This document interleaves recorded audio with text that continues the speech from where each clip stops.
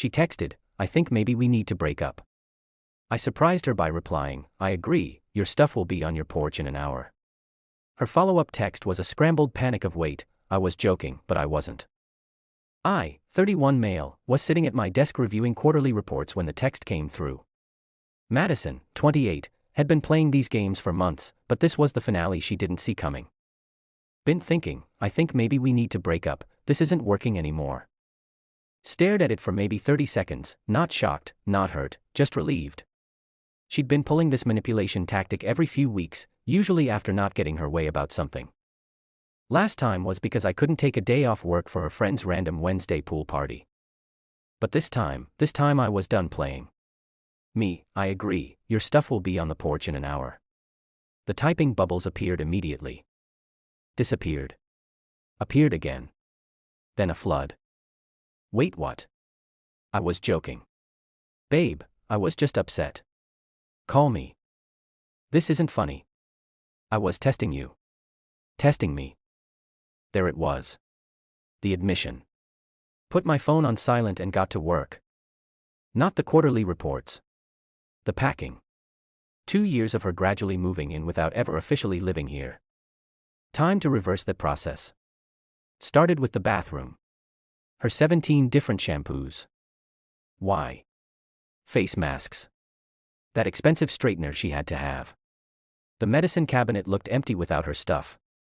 Good. Bedroom next. Clothes she left for convenience. The jewelry box on my dresser. Those decorative pillows that served no purpose except making it harder to sleep. The fake plant she insisted made the room pop. Living room. Her yoga mat. The books she never read but displayed for aesthetics. The blanket that matched the vibe but felt like sandpaper. The framed photo of us from her cousin's wedding. She looked great. I looked trapped. Accurate. Kitchen. Her specialty coffee pods. The juicer used exactly twice. Fancy wine glasses for the wine she only drank for Instagram stories. The air fryer she begged for. Used once then complained it took up too much counter space. 45 minutes. 6 boxes and 3 garbage bags. Neat. Organized. Ready for pickup. Phone was nuclear. 47 missed calls. Lost count of texts. Voicemails I'd check later for entertainment value. Placed everything on the porch. Sent a photo. Everything's outside. Please collect within 2 hours or it goes to the curb for donation pickup. You can't do this. I pay rent. She didn't. She'd chip in for groceries occasionally. By occasionally I mean twice in 6 months. I'm coming over. We're talking about this. You're overreacting. It was a joke. Joke. Right. Like when she jokingly threatened to burn my vintage band tees because I went to my brother's bachelor party instead of her work thing. Or when she jokingly posted on Facebook that she was single after I couldn't afford the Tiffany bracelet she wanted.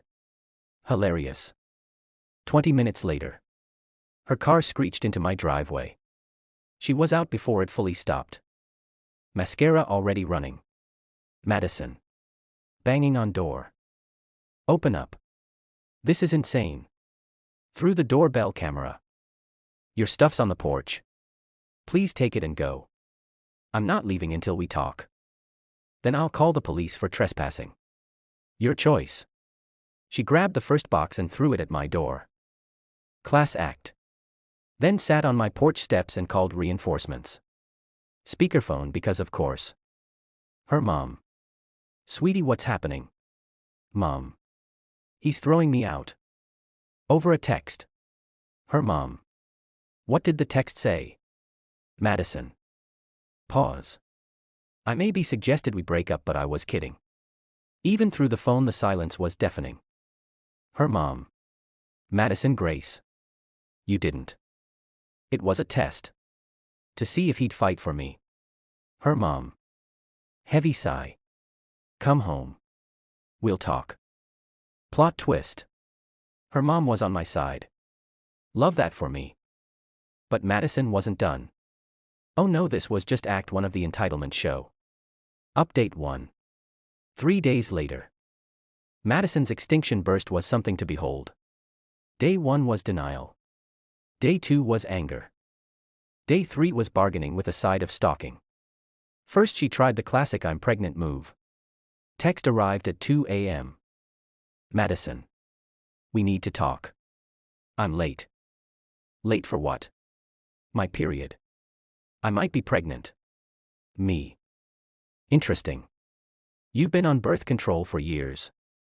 Also, we haven't been intimate in 3 weeks because you said I was emotionally unavailable. Birth control fails. Sure. Take a test. Let me know. If positive, we'll handle it through lawyers. You're seriously gonna make me do this alone? You broke up with me, remember? Your decision. Radio silence. Shocker. No pregnancy. Then came the social media assault. Posted a crying selfie with when you give someone 2 years of your life and they throw you out like trash over a misunderstanding. Her friends swarmed the comments. Men are trash. You deserve better, queen. His lost babe. But some mutual friends knew the real story. My buddy Carlos commented, "Didn't you break up with him though?" Madison deleted the post within an hour. Next she tried the possession game. Claimed I had things of hers I didn't return.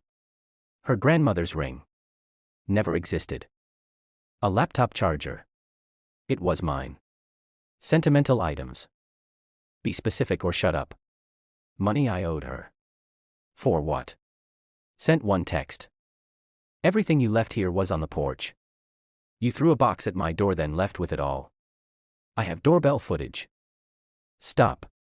Then she escalated to workplace drama. Yes, she went there. Called my office pretending to be from my doctor's office about urgent test results. Receptionist put her through to my cell. Recognized her voice immediately. Me. Impersonating medical staff is illegal, Madison. I needed to talk to you. This is harassment. Next contact goes through lawyers. You can't threaten me. I know your secrets. What secrets? That you. Your browser history. My football highlights and cooking videos. Terrifying. She hung up. But the peak entitlement came when she showed up at my gym. 6 a.m. I'm mid-bench press when I see her talking to the front desk. Pointing at me. Gym staff. Sir, this woman says she's your girlfriend and lost her T-card. Ex-girlfriend. We broke up 4 days ago. She's not authorized. Babe. Don't be like this. Me. She texted me breaking up. I agreed. Now she's following me. Security got involved. She was escorted out. Membership flagged. She screamed about me ruining her fitness journey. Girl hadn't been to the gym once in 2 years of membership I paid for. That afternoon got a call from her friend Brittany. Brittany, you need to take Madison back. Me, why? She's sleeping on my couch and crying constantly. It's been 3 days. Sounds like a you problem. She made a mistake. Everyone tests their relationships. Healthy people don't. She's threatening to do something dramatic. Like what? She bought a plane ticket to her ex's city. Cool. Hope they're happy. You're heartless. I'm single. By her choice. The ex-boyfriend move was pure manipulation. She wanted me to panic, beg her not to go, fight for her. Instead, I blocked her on everything and went about my life. Update 2. 2 weeks later, Madison's spiral accelerated when her tactics weren't working. The ex-boyfriend trip. Total fabrication. She actually went to her aunt's house 2 towns over and posted photos pretending to be in another state. Her cousin D-med me the truth because even her family was tired of the drama. But she wasn't done. Oh no. She hired a life coach, her friend who took an online course, to help her manifest me back. This coach, Serena, actually contacted me on LinkedIn. LinkedIn. Serena. Hi, I'm working with someone from your past to clear negative energy blocks. Would you be open to a healing conversation about forgiveness? No. Closure is important for both parties. Spiritual growth. I'm closed.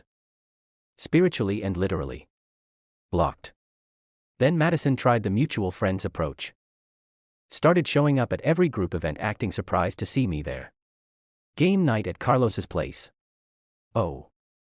I didn't know you'd be here. Carlos literally texted her not to come because I'd confirmed. Trivia night at our usual bar. What a coincidence. Posted about going on her Instagram story. Beach volleyball Saturday. The universe keeps bringing us together. I left.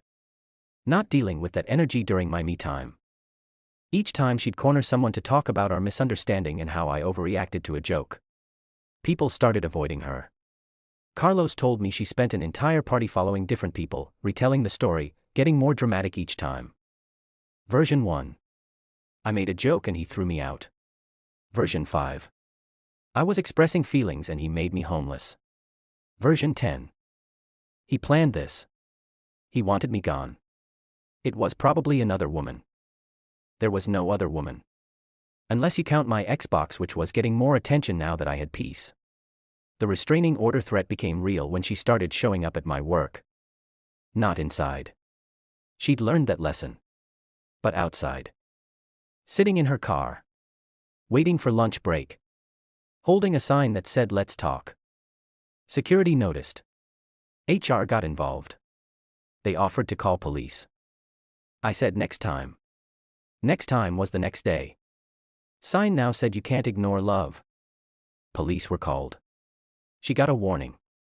I filed for a restraining order. But the absolute peak entitlement. She sent her new boyfriend to talk to me. Yes, she found some guy named Trent on a dating app, convinced him I was the villain, and sent him to man up and confront me. This poor dude shows up at my door, puffing his chest. Trent, you Madison's ex. Me, yep. You threw her out over nothing. She broke up with me. I agreed. She didn't like that. Trent, she said you were abusive.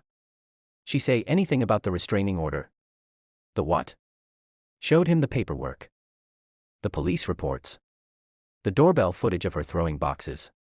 The screenshots of her admitting it was a test. Trent stood there. Processing. Then bro, I'm sorry. I had no idea. She said you were stalking her. Run, Trent. Run fast. Already am. Thanks for the heads up. He left. Madison called me screaming within 10 minutes. Didn't answer, but the voicemail was chef's kiss. Apparently I ruined her chance at happiness and poisoned Trent against her. Final update. 1 month later. The restraining order was granted. Madison had to stay 500 feet away from me, my home, and my workplace. The judge read through the evidence. Texts, doorbell footage, police reports, witness statements from my gym and office, and actually said, "Ma'am, you broke up with him." He accepted. Everything else is harassment. Madison tried to argue it was a miscommunication and I knew she was joking. Judge asked why someone would joke about breaking up. Her answer? To see if he really loved me. Judge, that's manipulation, not communication. Order granted. But even that didn't stop her immediately. She tried working around it. Sent letters through mutual friends. Returned unopened. Had her mom call me. Blocked. Created fake social media accounts. Reported. Showed up at places right when I was leaving. Technically 500 feet. The last straw was when she applied to work at my company. Different department, but same building. HR flagged it immediately due to the restraining order. She threatened to sue for discrimination. Their legal team shut that down quick. Through the grapevine, I heard the aftermath. Lost most of her friend group when the full story came out. Brittany kicked her off the couch after the Trent incident. Parents made her pay rent to live at home. Started therapy, court mandated after violating the RO, lost her job, unrelated to me. She no-showed after the court date. The last direct contact attempt was a letter from her therapist. An actual therapist requests to help with her closure process. My lawyer responded that any therapeutic closure needs to happen without my involvement and within the bounds of the restraining order. 6 months later, life is peaceful. Dated casually, nothing serious. Focused on work, got promoted. Gym gains without drama. Replaced all her decorative nonsense with things I actually like. My place looks like an adult lives here, not a Pinterest board. Ran into her mom at a grocery store last week. Awkward, but civil. Her mom, I'm sorry about everything, Nolan. Madison's working on herself. Me, hope it goes well for her. Her mom, she knows she messed up. The testing thing. I never taught her that. Me, it's done now. Moving forward. Her mom, you're a good man. She had a good thing. Me, had. Past tense. Take care. And that's it. She tested our relationship by threatening to end it. I called her bluff by agreeing. She expected me to fight, beg, prove my love through some grand gesture. Instead, I packed her stuff and moved on. The lesson. When someone threatens to leave to manipulate you, let them. If they wanted to stay, they wouldn't threaten to go. And if it's a test, it's already failed. My only regret. Not doing it sooner. Those decorative pillows really were uncomfortable as hell. Oh, and Madison. Last I heard, she's dating some guy who loves playing those relationship games. They test each other constantly. Break up every other week. Perfect match. Me. I'm testing nothing except my new barbecue recipes and whether I can beat my personal record at the gym. Both going better than any of her tests ever did. If you enjoyed the story and want to hear more just like it, don't forget to like the video, drop a comment with your thoughts and subscribe for more stories. Your support helps these stories reach more people, and trust me, the next one, it's even wilder.